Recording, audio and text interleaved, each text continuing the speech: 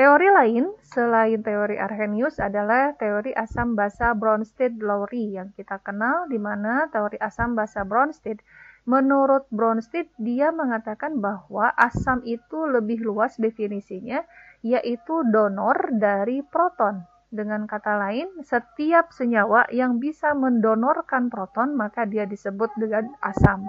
Dan asam dan basa ini tidak selalu dalam kondisi berupa larutan. Lain halnya ketika dia basa, maka basa ini ada proton, ada akseptor. Nah, akseptor dari proton ini kita kenal dengan basanya.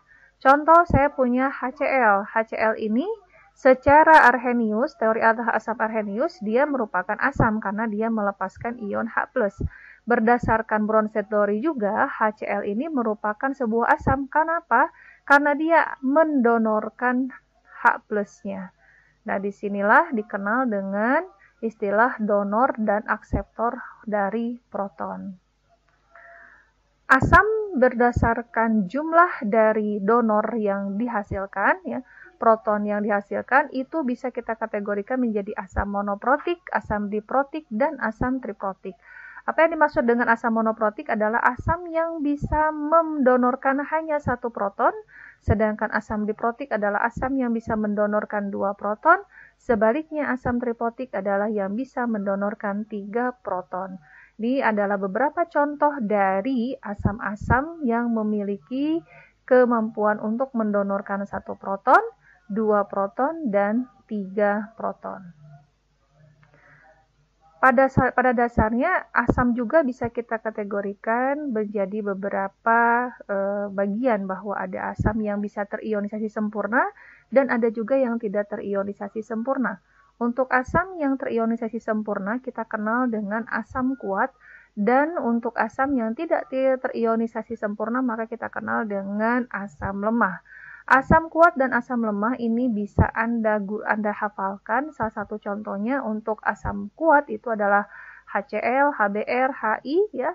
Ini semuanya adalah golongan hidrogen, golongan antara ikatan ion H+ dengan halogen, kecuali hidrogen fluorik, di mana hidrogen fluorida ini merupakan salah satu asam fluorida, ya, merupakan salah satu dari asam lemah. Nah, begitu juga dengan asam nitrat, asam sulfat, dan asam klorat ini merupakan keseluruhannya asam kuat. Nah, dalam teori asam basa Bronsted-Lowry, kita mengenal tadi bahwa asam itu dia mendonorkan, basa itu menerima. Maka contoh lain, ya, kalau kita dapatkan dalam senyawa atau pencampuran NH3 aqueous ditambah H2O, maka di sini kita dapatkan NH3 ini menjadi akseptor dari proton, ya. Kenapa dia menjadi akseptor dari proton? Dia menerima proton. Nah, protonnya mana? Protonnya adalah di sini. Oke, jadi dalam asam dan basa menurut teori Bronsted-Lowry ada pasangan-pasangan yang bisa kita lihat dalam contoh reaksi berikut ini, bahwa setiap asam Bronsted-Lowry yang merupakan proton dari proton yang merupakan donor dari proton, maka dia akan memiliki pasangan basa konjugasi. Begitu juga sebelumnya, sebaliknya adalah basa Bronsted-Lowry juga akan memiliki pasangan asam konjugasi. Di sini kita lihat ada NH3, di mana NH3 ini merupakan sebuah basa. Kemudian H2O-nya di sini sebagai asam, maka karena NH3-nya adalah basa, dia memiliki asam konjugasinya. Nah, asam konjugasinya itu adalah NH4+.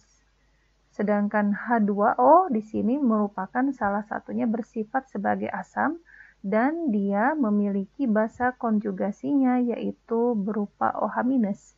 Sebagaimana kita tahu bahwa H2O ini menjadi asam karena nanti dia mendonorkan proton. Karena protonnya didonorkan, maka dia menjadi asam dan pasangannya adalah basa konjugasi. Sebaliknya, ketika NH3 ini merupakan penerima dari proton, maka dia menjadi basa. Dan pasangannya adalah asam konjugasi. Jadi pasangan konjugasi lainnya bisa kita lihat pada reaksi antara HCO3- dengan air. Perhatikan untuk HCO3- merupakan asam. Mengapa dia asam? Karena dia akan menjadi proton.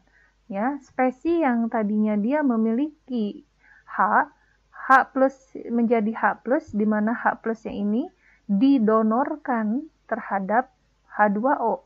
Maka di sini dia menjadi asam karena mendonorkan H+ atau protonnya, sedangkan H2O dia menjadi basa karena dia menerima proton tersebut. Pasangan masing-masing ini adalah seperti yang Anda lihat, untuk asam maka pasangannya adalah basa konjugasi, untuk basa pasangannya adalah asam konjugasi.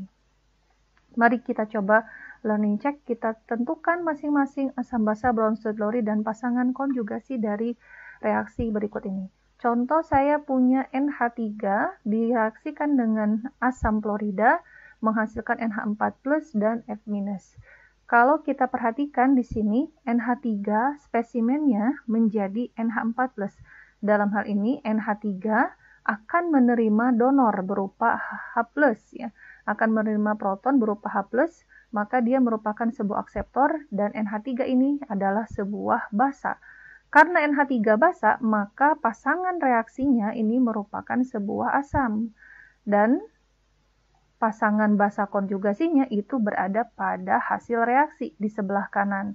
Untuk basa, maka pasangan konjugasinya adalah asam konjugasi.